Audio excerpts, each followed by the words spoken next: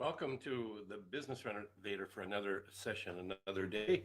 Don't know what time of day in the world it is, whether it's the morning, afternoon, or evening. Welcome to everybody, whether you see this live in person or if you do hashtag replay. Welcome. And if you like what we talk about on here, we really appreciate you pushing it out to your community so that they can get an idea or two that could benefit them as well. It could be out of this great book that is going to be up on the screen here just momentarily.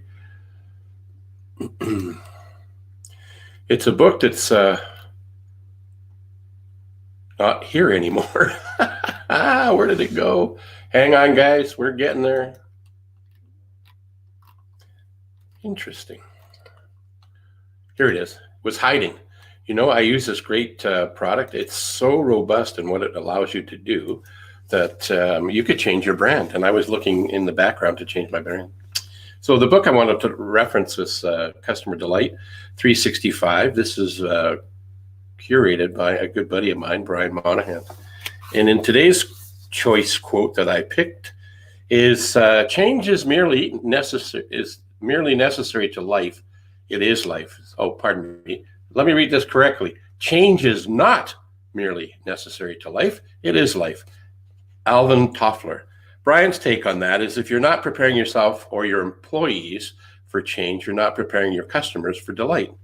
Change is a constant, delight is a byproduct. Change isn't a reason for lack of delight, it is a base for delight. You are the catalyst to the wowie, cowie. You can get to wow people with what you do. So if you're looking for information around an inspiration, check out Brian's book, Customer Delight. I know he's working diligently on another one, the sequel, so to speak. But today what I wanted to talk about was a resource, a tool, an idea that was introduced to me many years ago. And it's been very, very, very good, especially when I do it or use it or leverage it, whatever you want to call it. And that is the reflective journaling. I don't know if you've got a reflective journal or not, a reflective thinking journal or a diary, whatever you want to call it. And the idea behind this is to capture our thoughts, the good, the bad, and the freaking ugly, and do it on a regular, consistent basis. And there's a wide variety of ways to create a reflective journal. One of the things that's been useful and helpful for me is to actually date and timestamp them, number the pages, and you could save a bunch of pages at the back, I don't know, 12 or so, where you can capture what you want to, the highlights of what you in your reflective journaling. Because what the reflective journaling allows you to do is to capture all your thoughts, like I was saying, the good, the bad, the ugly, and list them. And when you go back and reflect on it, and this is the key, it's not just having a journal and writing and forgetting about it, it's going back through it and seeing what the trends are in your thought processes. And then you get to decide when you've seen a week, a month, or a year, where you're having the same sort of thoughts, negative or positive, you could decide if there's something that you see that's coming up on a regular basis where you're not feeling as confident or competent as you'd like to be. The choice is it important for you to add that skill set, that competency into your arsenal of things you want to do? And if it is, then you can create a strategy to make yourself become that person, to add that trait. And if it's something that you really kind of like, maybe want to do it someday, it's kind of like someday I'll. And if it's a someday I'll type of thing, I would encourage you to vote yourself off that island and take it out of your journal and give yourself a pat on the back for recognizing that. There's not enough time in the day to do everything we want to do. That reminds me of when I had a border collie, and I was out at the ranch with her. It was a small place, not very big, not very posh, not very elegant, but a really genuine wonderful man owned it. And we were working my border collie at the time, and we'd worked her for, I think it's about 20 minutes or so. And when you're working dogs like border collies, probably any dog, if you're training it to do something, you don't want to overwork it and overtrain it, so it becomes less interested, it becomes disengaged. So 20 minutes. So done the dog, let her play with the sheep, learn some things, put some pressure on her so that she was able to be comfortable with that. And then after that, we walked up to his residence to go have a bite to eat. And like I said, it wasn't an elegant ranch. There was piles of tires and rims and ranch implement stuff and just all sorts of crap. But good crap. He saw the good crap. And we were walking up and he says, you know what, Phil? There's always 27 and a half hours worth of stuff to get done every day and only every 24 hours to get her done. So keeping that in mind, identifying what the key things in our lives are to get done is an important aspect. And how can we do that? Well, reflective thinking journals. It's really simple to do. And I guess it's, as Jim Rohn say, it's also really simple not to do. Because if you haven't created the habit of doing it, then you're probably not going to do it. Why would you want to do it? Well, let me tell you why you want to do it. I grabbed just a stack of different journals that I have in my office. Some of them are hardbound, like this one. I've got it on the camera, Phil. There we go. Bruce would have my head be advised me not to do this because you can't see me. And here's another one. I'm going to take some notes out of this one. And a couple of others that I've created for my clients and prospective clients, some swag. So this one's, I've got the cover on it, says, eat that frog. So it supports what I'm talking about in terms of identifying what are the high value things that you want to get done. And if you, it's not just there are notes in here, guys. See, notes.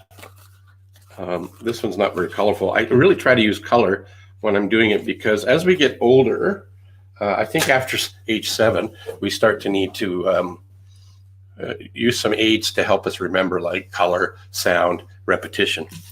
So using a journal helps us capture some of the great ideas and trends that we're having. So let me just see something that's in here that I'll just scroll to a couple of pages and see if there's anything in here I feel comfortable enough to share with you. I'm sure there is, because it's just my thoughts, and my thoughts aren't that scary.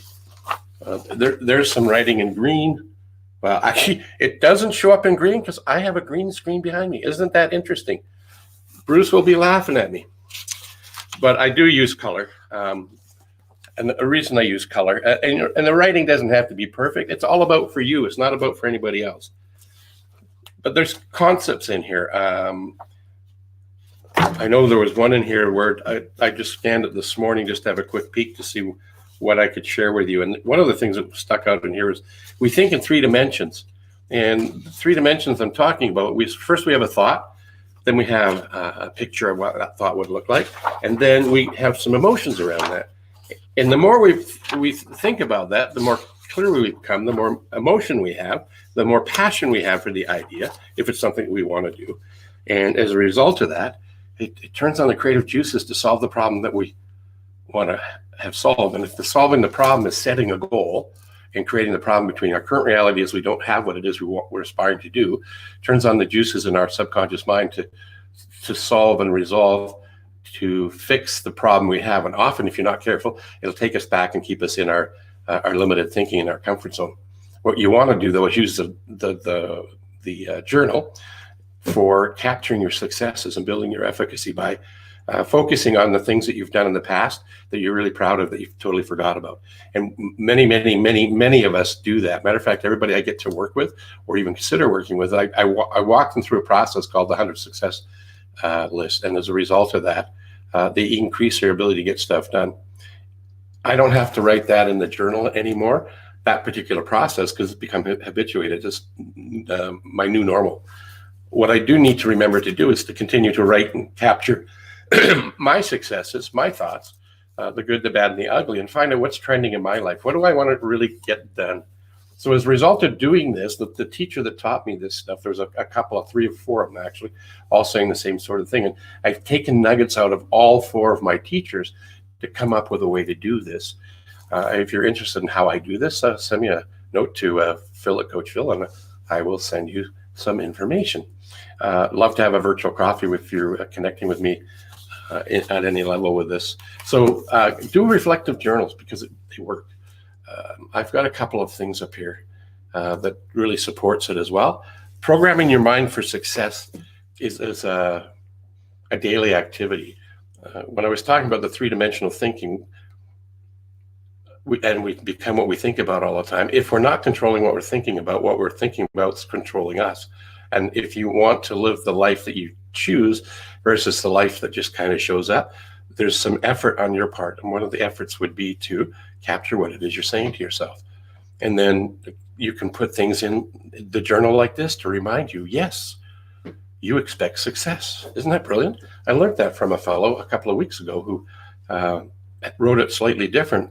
And I borrowed it, leveraged it, and I can put that in my journal. And so I always have it. Here's another one: fail, first attempt in learning. You can put this in your journal and go back and reflect on it. And remember that failing is not the end of the world. It's the start of something new. Because what you've done if you fail is you've found a way that it didn't work. Or your goal wasn't specific, what you're asking for when it wasn't specific. And I've used this over and over and over, thinking that I knew what it was I was doing. And then when I introduced the idea of what I was trying to get, the goal, the end result, what ended up happening was I found out what I was asking for, I got, but it wasn't really what I wanted. So it was close, but not the real thing. So I needed to change the ask. I was looking for computers for free. I wanted to test out this method of getting stuff. And not that I want stuff for free all the time. I just wanted to see if it's true. In the early 90s, I tested this out, and by the way, it's true. If you know what you want and why you want it, put it down in your journal, focus on it, and then use the mindset that you stifle the how and listen to the intuitive voice, your creative subconscious mind, and act upon what it's telling you. It may not give you what you're looking for right away, but it will give you insights, knowledge, and you'll connect with people that you never thought of before because you stepped out. I had a flash. Yesterday, Gittimer was first time on LinkedIn, and one of the books I'm a fan of, as is he, is Napoleon Hill's book, Think and Grow Rich. And he had the CEO of the Napoleon Hill Foundation join him on his live yesterday. And I learned something. There is a secret that's talked about in Think and Grow Rich several times throughout the book. And I found out what the secret was. I've read that book, I don't know. I was first introduced it in the late 70s. And I've read it, and I've written in it, and I've highlighted it in several versions of the book. I've had mastermind groups where we actually read the book and talk about the book. And I didn't get what the secret was, and it was bestowed upon us. Those things, how it's live in LinkedIn, and the CEO, Don Green, of the Foundation for Napoleon Hill, spilled the beans. I'll tell you what it is. The cover is called Think and Grow Rich, and it's not just about making money, but it's about living an abundant life. They use the money side of things because it's really easy to measure. How do you measure happiness? How many hearts you got on Facebook, or likes on, or connections on LinkedIn? Probably not. I guess you could. But money is really easy. How much money do I have in the bank? How much money do I have invested? How much money did I lose? And it's not all about money, but you need something to measure. Anyway, Think and Grow Rich is the starting point of everything. If you look in your room, your office, everything that's there was first a thought in somebody's eye. But the secret is, don't just read the damn book. You got to act upon the things that he teaches in there. So the secret is out now. Apparently 77 times Napoleon Hill wrote it in that book. And the word is action. Got to take action. Can't just think, got to act. So isn't that, look at that. If you popped in today, you don't have to fret about what's the secret to Think and Grow Rich. That's the secret. Yeah, pretty cool, eh? So another acronym just popped up from one of my associates from a coaching company I'm with that's powered by Brian Tracy is ASK, always seek knowledge. So if you're on here, you're probably seeking knowledge. So I see there's a few people that have popped in to say hi. Let's see who's here and joining me today. Hey, Doug Wing. You know who Doug Wing is? I do. I have one of his ladders. I might have got it though when his dad was running the company because I'm old, and it's helped me with a couple of things: building a deck in a house that I have, and painting another unit I had a bunch of years ago. And actually, family members have borrowed it. You think they just buy their own, right, Doug? But no, family, we share things, so it's okay. And I appreciate you being here, Doug. Who's this Zach guy? This guy is a realtor who's a kick-ass realtor, so I've seen. I saw a testimonial of his a little while ago. I want a prize. What do you want for a prize, Eric? Post up your prize. Oh, he wants a pizza. I got to get my eyes. Why would you want a pizza? You have pizza every day. I guess you love pizza, right? I know you love what you do, so that's probably why you love pizza. And I'm stopped doing this when it isn't anymore. I'll stop doing this when it isn't anymore. Interesting. I'll stop doing this when it isn't fun anymore. Okay, I got it. Yeah, that makes sense. One of my other favorite quotes by one of my mentors along the way was, you only have to do what you don't want to do until you don't have to anymore. So I don't have any more on journaling except for do them. Capture your thoughts, your dreams, your aspirations, and capture what you've done right. Take time to slow down, to go fast, to reflect on the things that you've done. I think you'll be amazed. Here's a little tip. Find 20, 40, 60 minutes, however long it takes you. Quiet time, nobody around, no phones on, no internet, nothing that can distract you.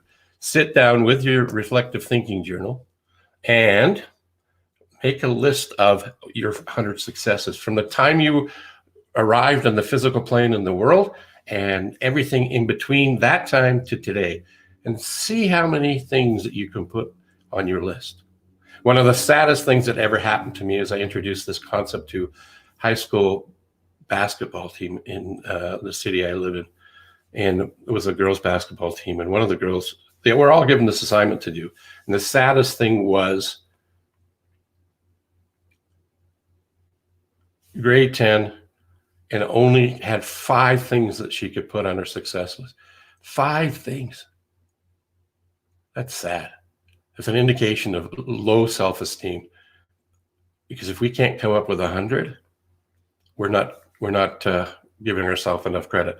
Dr. Banderas says we go through our successes way too quickly and way too lightly.